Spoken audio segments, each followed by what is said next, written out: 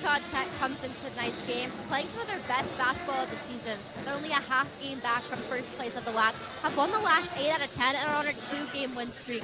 They're led by transfer Ethan Potter, who averages over 16 points per game and is shooting a league best 59% from the floor. Head coach Rob Jeter said he knows Ethan Potter is going to get his points in here tonight, but his team is going to need to defend against the three-point shooters that surround this Utah Valley transfer. Well, they have head coach Rob Jeter. Well, coach, your team came back for the end of this first half. What sparked that? Well, we finally got some stops. It's, you have two teams that are shooting the ball pretty well. It's going to come down who can get a couple consecutive stops. And in this second half, what do you want to see improved on? Well, we got to defend the arc better. It's going to be a couple things. It's going to be the rebounding battle. It's going to be the three-point battle. And we got to make sure they don't get some of those easy cuts to the basket. Thank you, Coach. Good luck. 42-30. John Judkins, what did he have to say? Well, he said he wasn't a huge fan of how his team played in that first half, and overall he feels like Southern Utah outplayed his team. So going in the second half defensively, he wants to see more blocks. Offensively, he says his shooters got to shoot, and he wants his team to come out tougher and meaner. Yeah, both coaches have used that word, toughness. Southern Utah has controlled this matchup all time. When Utah Tech comes to Cedar City, they have a 5-0 record. But they're playing with some revenge tonight after losing the last two matchups to them this season. In the first one, the Thunderbirds had a double-digit lead but let it slip away. And in the second one, Jaden Farrow had a career-high 35-point night, but they still fell short at 102-91. Head coach Rob Jeter said it's going to take a lot of defensive play here if they want to win tonight. And they almost beat. Well, tonight is a big game for Southern Utah as they look to build momentum. They've put up quality stats throughout conference play, despite only having 5 wins to show for it. They're second in the WAC at scoring at 75 points per game, and they lead the WAC in three-point percentage at 40%. The struggle for the Thunderbirds has been on the defensive end, and head coach Rob Jeter thinks the talent in his roster is really showing on offense, but it takes more than a couple guys to progress on the other end of the court. Back to you guys. Defense has been much better today for this. Well, guys, Southern Utah is looking to bounce back tonight after a rough home loss against Tarleton State. And now tonight, back inside the America First Event Center, they take on California Baptist. These two teams last met January 10th in Riverside, where SCU fell just short at the buzzer, 58-55. And head coach Rob Jeter says this team believes they can beat anyone in this conference, but it comes down to playing their style of basketball. After barely losing on the road to CBU, they'll look for a different result here at home tonight. Back to you guys. And they don't get the result. Southern Utah head coach, Keira, what did he have to say? Well, as you could tell, he was a little frustrated there. He says he needs his team to defend better. He wants them to make California Baptist uncomfortable, and overall, they need to get more rebounds in the second half. Yeah, Southern Utah out-rebound. Orton caught up with Rick Croy. What did he have to say? Well, he kept it short and sweet. He said he likes the way his team's sharing the ball, but in the second half, they got to play a lot harder. Short and sweet, indeed. Sometimes you don't have to overthink the room, right? Just keep going. Well, something Southern Utah has been really focused on this season has been building team chemistry. Jaden Farrow said they got some players later than they expected, and they didn't have the whole summer to get to know each other and really gel. So one way they've been building team chemistry is by joining the Cedar City Bowling League every Wednesday night, with Farrow, Isaiah Cottrell, Kai Burdick, and Tanner Hayhurst all participating. Cottrell said it's been a great way to stay active, stay competitive, and build some team chemistry they didn't have before. They joined the league 2 weeks late and are currently placed 6th, playing from behind, similar to the beginning of their basketball season where they started conference play at 0-2. But just like on the court, they're proving it's never too late to be competitive, have some fun, and build a winning team culture. Back to you guys. They're trying to find a winning culture tonight. Let's check in with Keira. So Jaden Farrow has been leading this Thunderbird team since the beginning of conference play. He's now averaging 15.5 points per game and 8.2 rebounds. Coming out of high school, Farrow decided to go the JUCO route because he felt like he needed more time to develop before accepting his only D1 offer to Holy Cross. While moving across the country was a challenge for him, the bigger challenge was not being able to see his family and that they weren't able to attend as many games. So for his senior season, he wanted to move somewhere closer to home, and he was really drawn to Coach Jeter's vision to be such a versatile player that could play both inside and out. While he didn't expect to have such a central role on this team, it's definitely something he was ready for, with his family cheering him on every step of the way. Back to you guys. Yeah, nothing like having the... Ava York has joined the 1000 Club along with 15 other Thunderbirds, including her former teammate, Dayla Bolina, who joined February 1st, 2024, in a game against UT Arlington. This same team were on Thursday this week. Uric recorded a career-high 30-point game. And she said the key for her is to be aggressive. When she comes into the game with that mindset, she plays her best basketball. She also said that she likes to remind her teammates that they were voted last in the preseason poll, and that until conference play is over, it's their job to change that narrative. Arlington comes in today's game at 10-14, but with confidence after 2 overtime wins that have moved them to 5th place in the WAC. And their strength is definitely in their defense, averaging 10 steals and 5 blocks per game. This team is led by Keira Reynolds, who leads the team in points, rebounds, and blocks. But the Thunderbirds don't control in the paint early on tonight. She could really have a big outcome in this game. Back to you guys. Doman's experience coming to Southern Utah is not your average one. It actually started with a family connection. Head coach Tracy Mason had previously coached her sister for a very brief moment, which opened the door. Doman then reached out late in the process when they didn't even have any more scholarships available, but she still came down to visit with her family and Coach Mason. She was very humble and kind. And after that first meeting, went into Coach Mason's office and said, "Coach, I just want to let you know I really want to be here." She earned her spot as a walk-on this team, and just 2 weeks into the season, the coaching staff knew they had to save a scholarship for her, a no-brainer for a player they absolutely love. Back to you guys. Southern Utah is heating up just at the right time, coming off an 85-70 win over California Baptist. And head coach Tracy Mason said post-game that game meant a lot to her girls after losing to CBU at home. Going to California, they had a lot bigger reason they wanted to win, and they wanted to prove that they could win on the road. Right now, the Thunderbirds have won the last 5 out of 6, and they're very in control of their 2 seed and their postseason. They're scoring 73 points a game, and a lot of that has been thanks to Brooklyn Feely coming off a huge 31.9 and 13-point rebound performance. This team is confident in winning, and they're looking to keep that going into the postseason. Back to you guys. So, Coach, just in this first half, what are your initial thoughts of your team's performance? I think we're playing really well. I think that first quarter stretched out quite a bit. We looked a little bit tired, but I think we're doing a good job of trying to push the ball. We're moving on offense. We're getting to the basket. We're getting points in the paint, and that's kind of the goal. Get to the free throw line. Those things are important.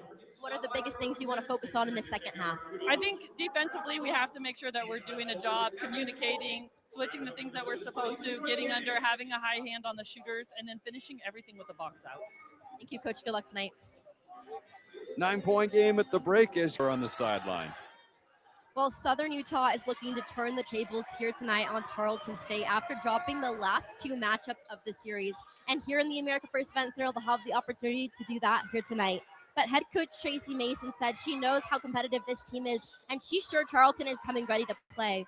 With the short week, she also emphasized the importance of her team being locked in and being ready to play 4 quarters of basketball. Back to you guys. Yeah, that's certainly an Well, the Thunderbirds come into tonight's matchup at 17-8 overall and 9-4 in WAC play after a statement 85-70 road win over California Baptist. They now just sit 1 game out of second place with a postseason bye very much in reach. Offensively, SU leads the conference in scoring and rebounding, and Brooklyn Feely last week recorded a 31-point double-double en route to her 4th WAC Newcomer of the Week award this year. For a team that was picked last in the preseason, they're playing like contenders right now. Back to you guys. Yeah, they are not sneaking up on anybody anymore and getting Tarleton's best punch right now. Earlier, I talked about how SCU is off to a strong start this season, leading the WAC in points and dominating the boards. This team is led by junior Ava Uric and sophomore Sierra Chambers. And head coach Tracy Mason has noted the difference in leadership styles between the two. So Chambers is much more reserved and brings a calm presence to this team, while Uric's energy is one of the biggest ways she leads. Tonight, Southern Utah is coming off of back-to-back in-state rivalry wins and is going to look to get another win here tonight against UT Arlington. The 13-7 Thunderbirds are 5-3 in the WAC and have performed exceptionally at home at 8-1. Head coach Tracy Mason said it's been nice for her team to be back at home, get a little extra rest, and build off the defensive momentum from the games before. She's also noted that now that every team in the WAC has seen each other at least once, WAC play is becoming a game of chess essentially, where anyone can beat anyone on any given night. And for the Thunderbirds, it's important to stay true to their scout, pay attention, get locked in, and playing connected basketball. Yeah, back to you guys. Connected, consistent. Matchup has one of the wildest road trip stories in SU's recent history. During the 2023 season when they went to UT Arlington, Southern Utah's flight got canceled, forcing a last-minute overnight road trip. Head coach Tracy Mason said they Ubered to Walmart to get pillows and blankets, waited hours for the bus, and had to make a random 3 a.m. stop. They still completed the game the next day, even though they arrived at 8 in the morning and fell just short at the buzzer, 58-60. Back to you guys. Star Jacobs. Right, what did she have to say? Well, she thought her team was really resilient in that first half. She said as a coach, she felt like a lot of calls didn't go the way they wanted them to, and that sometimes that can be hard to bounce back from, but she liked the way her team stayed locked in through this first half. Going into the second half, she said they just need to follow through on those shots they're making and really have their offense get out there and be more aggressive. Wildcats, where they lost to California Baptist, they were missing a key member in their lineup, Sibo Newton. He was gone for family matters, but is expected back in the lineup today pending travel arrangements. The sophomore is averaging 8 points per game this season, along with 2 rebounds per game. And we have not Rob Jeter.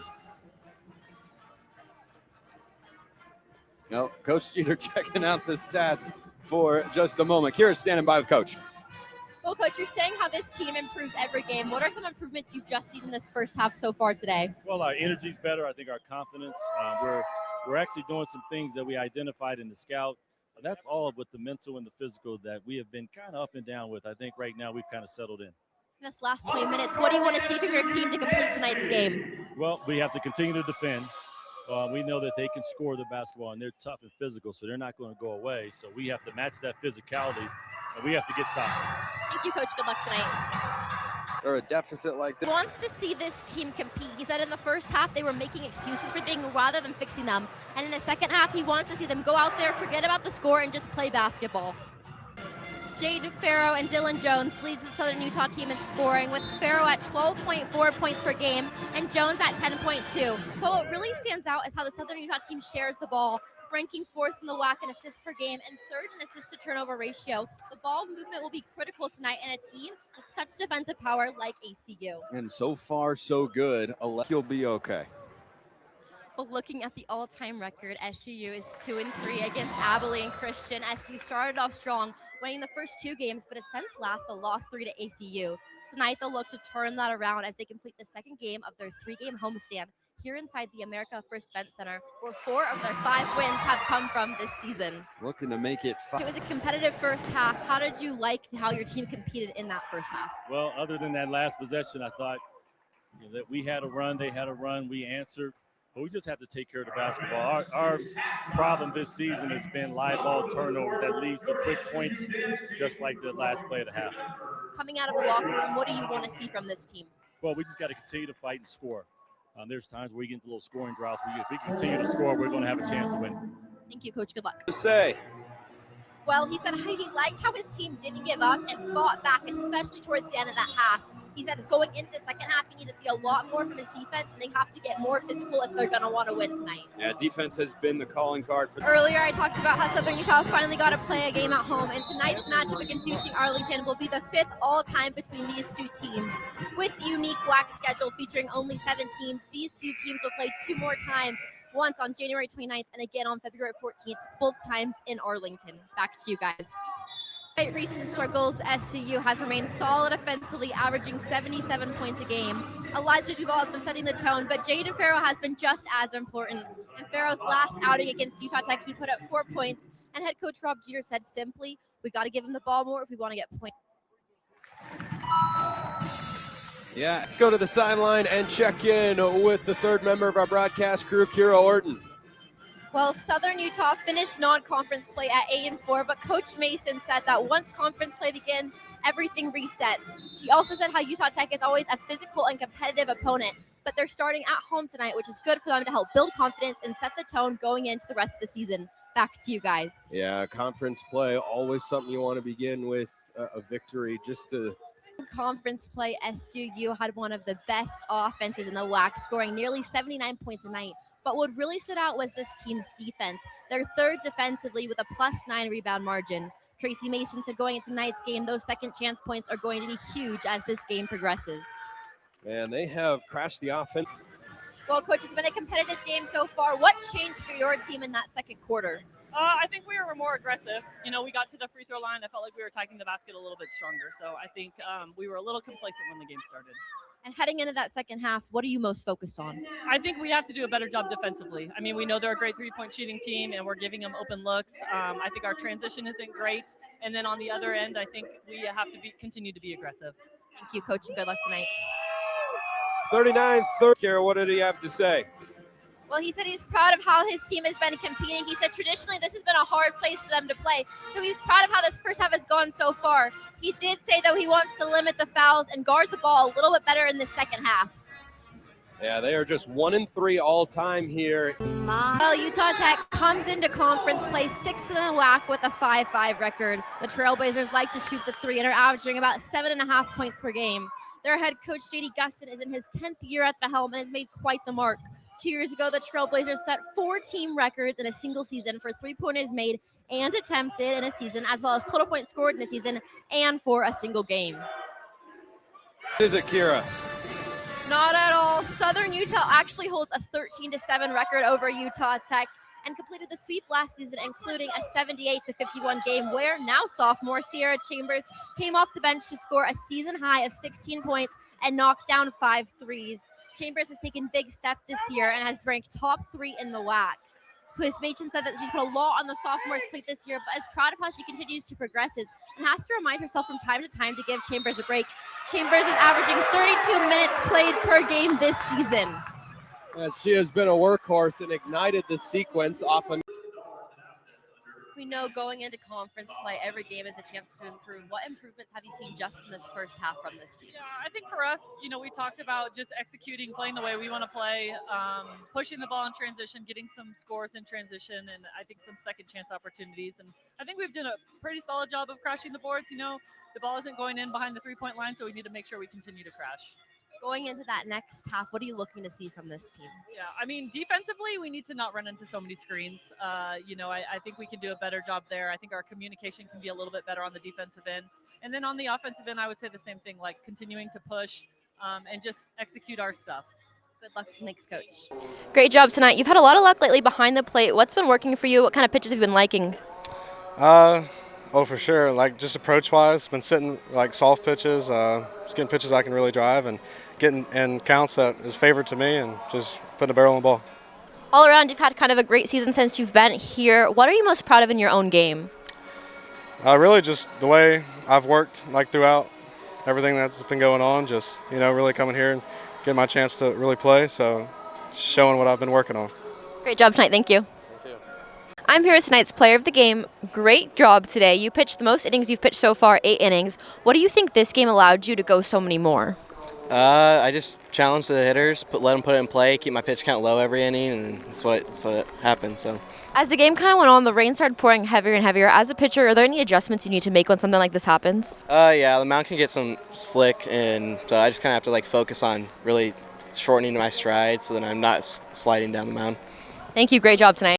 I'm here with assistant coach Jake Pashby. Coach, how did you feel about the team's performance on the road? I thought it was pretty good. They battled back. We had a couple long rain delays and whatnot, some crazy weather out there, and I thought it was awesome. Those guys played really well. We had 11 bags in one of the games, so it really showed what the guys can do on the bases and whatnot. So that was cool to see. What do you think this team needs to do to secure a spot in playoffs? I think we need to just keep doing all the little things that we've been doing, really seeing all the stuff on the bases, stealing bags, all that stuff, and just keep going, and we're good. Thanks, Coach. Good luck tonight.